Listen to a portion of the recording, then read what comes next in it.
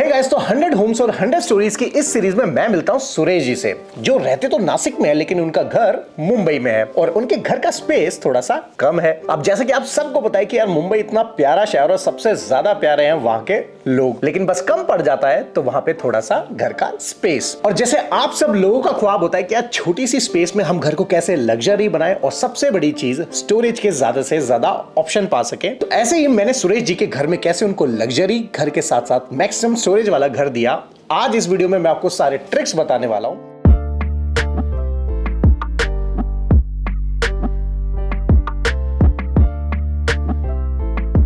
तो सबसे पहले मैं लिस्ट के हैक्स आपको बता देता हूं। तो सबसे पहले आता है ड्राइंग एंड डाइनिंग। तो उसमें जो फर्स्ट होता है bay window but foldable and hidden. Second, storage at the back side of sofa.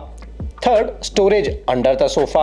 Fourth, TV and crockery, the mirror twins. Fifth, dining table and Rajasthani dining table. Center table with study table. Next जो room आता है, जो मतलब अगर आपके घर में bedroom है जिसको आपने स्टडी में कन्वर्ट कर दिया है, तो फर्स्ट आया फोल्डेबल स्टडी टेबल, सेकंड आया drawer study table and third आया 180 डिग्री हिडन स्टडी टेबल। तो ये सारे वो पॉइंट्स थे जिसके साथ हम इस घर में प्ले करने वाले हैं। तो अब चलते हैं सीधा अपनी स्क्रीन पे, जहां मैं आपको ड्राइंग में ये सारी चीजें समझाने वाला हूं। अब यहाँ पे आपको दो लेआउट मैंने डाउनलोड करके दिख रहे होंगे।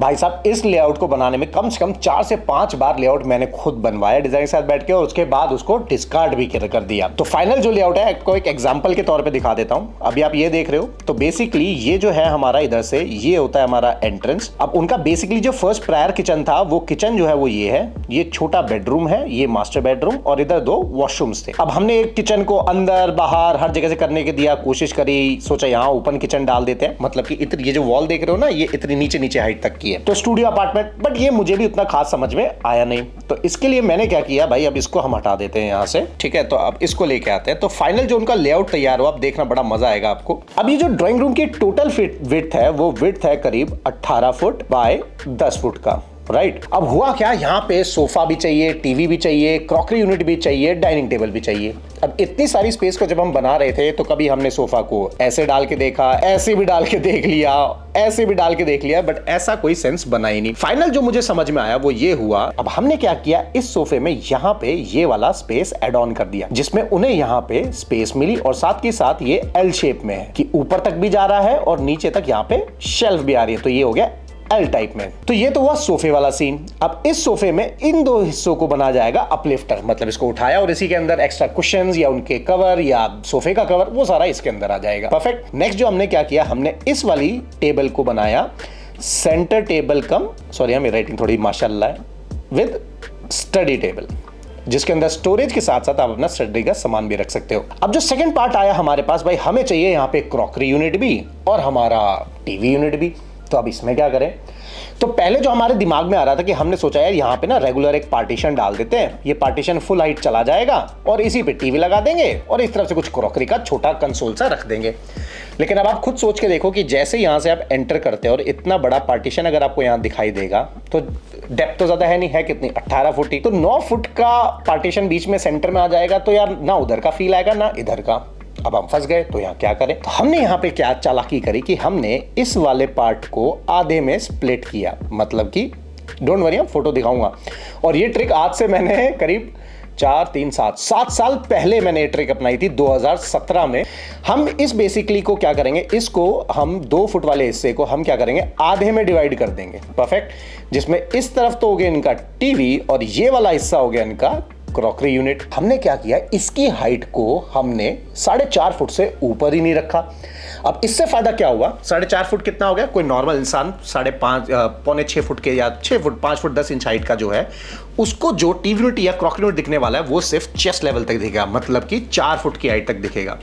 इससे फायदा क्या हो गया, जो मेरा सी थ्रू था वो यहां से खड़े होके, अगर मैं ड्राइंग में देखूं तो यहां से खड़े होके अब मैं कहीं से भी देखूंगा तो ये पूरा एरिया मुझे दिखने वाला है। इससे क्या हुआ कि मेरा सी थ्रू विजन पूरा, और एक ऐसा इल्यूजन क्रिएट हो गया कि मुझे ड्राइंग रूम जो कंजेस्टेड फील हो रहा था पहले पार्टीशन की वजह से, अब उसी पार्टीशन से हमें ड्राइंग रूम बड़ा दिख रहा है और हमें दोनों चीज मिल गई, टीवी यूनिट भी, क्रॉकरी यूनिट भी, राइट। तो सेकंड पार्ट जो हमारा आया वो था हमारा क्रॉकरी यूनिट। फर्स्ट, और ये सेकंड हुआ, ये थर्ड हुआ। फर्स्ट हुआ हमारा सोफा शेल्फ, ठीक है, जो मैंने यहाँ पे बनाया, ये first, this is second and this is, ये क्या कैसा लगता हो गया, एंड दिस इज थर्ड। उसके बाद अब बात आती है घूम फिर के डाइनिंग यूनिट की।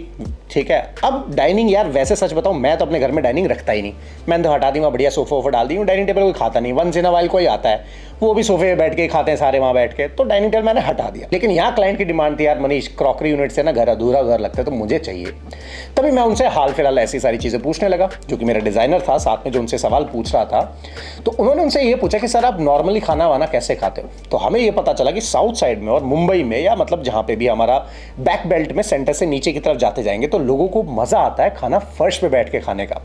तो बस फिर उतने में क्या देर थी, हमने इस डाइनिंग टेबल को आधा काट दिया। दूसरा ऑप्शन इसमें एक और बना कि ये डाइनिंग टेबल सबसे बड़ी चीज फोल्डेबल है। फोल्डेबल कैसे, अब सपोज करो ये मेरी डाइनिंग टेबल है, ठीक है, ये इसका टॉप है, ये इसका बैक है। तो मैंने क्या किया, इस डाइनिंग टेबल को आधा काट दिया। अब मान लो ये इसकी जो पेन है ये इसकी लेग है, मैंने क्या किया, इस लेग को ऐसे डायगोनली लगा दिया, जैसे छोटे बच्चों की स्टडी टेबल आती है ना वैसे लेग लगा दिया। अब ये लेग इसके अंदर, ये थोड़ा थिकनेस जो है इस डाइनिंग टेबल का मोटा है, तो ये लेग उसके अंदर चला गया इधर, मतलब जब मैं इधर नीचे से हाथ लगाऊं तो कुछ भी बाहर नहीं दिखने वाला। दो फायदे हुए, डाइनिंग टेबल पे सब बैठ के खाना खा सकते हैं, मतलब फुल मुंबई कर मराठी स्टाइल बन गया। दूसरा, बच्चे इस पे बैठ के आराम से काम भी कर सकते हैं, तो ये स्टडी टेबल ही बन गया। अब जब घर में गेस्ट है या खाने खाने वाले तो डाइनिंग टेबल है, नहीं तो इसको उठाना है। और अब जरा ड्राइंग पे देखना, इस पर्टिकुलर वॉल पे एक पैनल क्रिएट हो गया जो कि करीब था हमारा 4 इंच का, 4 से 5 इंच का। ठीक है, अब इस 5 इंच के पैनल को हमने क्या किया, टॉप पे अब अच्छा सा डिजाइन है, नीचे हमने क्या किया, लूवर्स डाल दिए, जैसे मेरे पीछे देख रहे हो ये लूवर्स डाल दिए। अब सपोज करो ये वो डाइनिंग टेबल है, उसमें ऐसे ग्रूव है, उस ग्रूव के अंदर सेम चीज हमने डाल दी अंदर की तरफ। ठीक है, तो डाइनिंग टेबल की जब जरूरत है तो खोल लिया, नहीं है तो डाल दिया, और देखने में ये दीवार एक जैसी दिखने वाली है। तो इससे फायदा क्या हुआ कि हमारा जो डाइनिंग टेबल था वो अब हाइड हो चुका है, और बैठने वाली डाइनिंग टेबल है तो चेयर्स की सच जरूरत ही नहीं थी। तो उसके लिए चाहिए थे छोटे से कुशंस, और वो कुशंस कहाँ रखेंगे, जो हमने यहाँ पे सोफा में स्टोरेज दिया हुआ है इसी के अंदर वो एक्स्ट्रा कुशंस चले जाएंगे।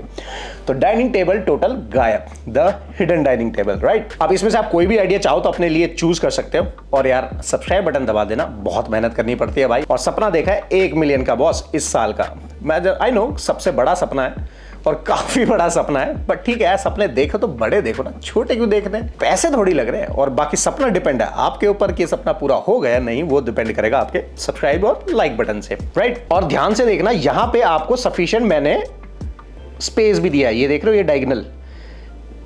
ये डायगोनल करीब 3 फुट 6 इंच के आसपास का है, मतलब कि सफिशिएंट स्पेस चलने के लिए। ओके, कि अगर कोई खाना बैठ के खा भी रहा है और कोई आना जाना हो रहा है तो पैस में जूते चप्पल नंगे पैर अगर इधर को जाए तो ऑड सा लगे, तो इसलिए स्पेस भी ज्यादा दिया है, राइट। अब चलते हैं अपने अंदर की तरफ।